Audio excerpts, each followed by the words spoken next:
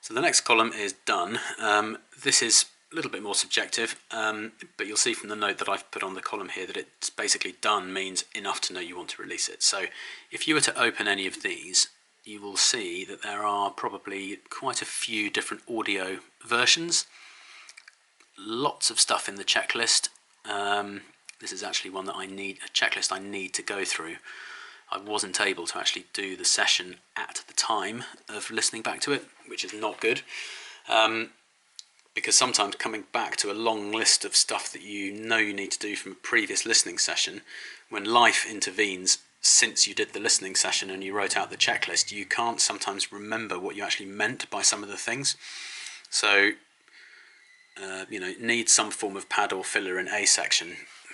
Maybe, but it doesn't mean much to me right now. Some of these things are pretty simple and I can easily navigate my way through them. But there's a lot of detail behind how you actually deal with this. But in summary, by the time you've taken a track out of draft, you know that you're going to be wanting to release that. So it's got to be kind of pretty well formed, but not, inverted commas, finished. So what you would do, again, is just keep it in the draft column until there's nothing else to put on your checklist. You've kind of taken it as far as you can. And then at that stage, you are ready to basically move that idea over into the next column, which is release. Release is a little bit more complicated because you've kind of partially, you depending on how you approach this, you could say that you've finished something by the time it gets to done, but you haven't got it to release yet. But release basically means that it is completely finished. There is nothing left to do to that. And again, you have to be quite careful about your mental approach, your psychological approach to what finished means. But that can often be dictated by something like a deadline rather than your own subjective view as to whether or not anything else needs to be done to something. Art is never finished, merely abandoned, or whatever the cliche is. You don't necessarily know whether or not something is finished. You don't necessarily know whether you're making something better by working on it more. Sometimes you can make things worse by working on them more.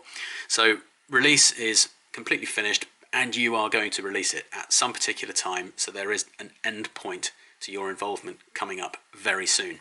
So for me, I know for sure that Slow Cycle, I've got a little bit of mixing left to do on that because I've got Cecilia's vocals on that, which sound absolutely incredible, and I want to do real justice on that. So I know that's finished as a written piece, and all the production is done. All the recording is done and all the writing is done, the arrangement's done, etc. It's just a mixing job that I need to do on that.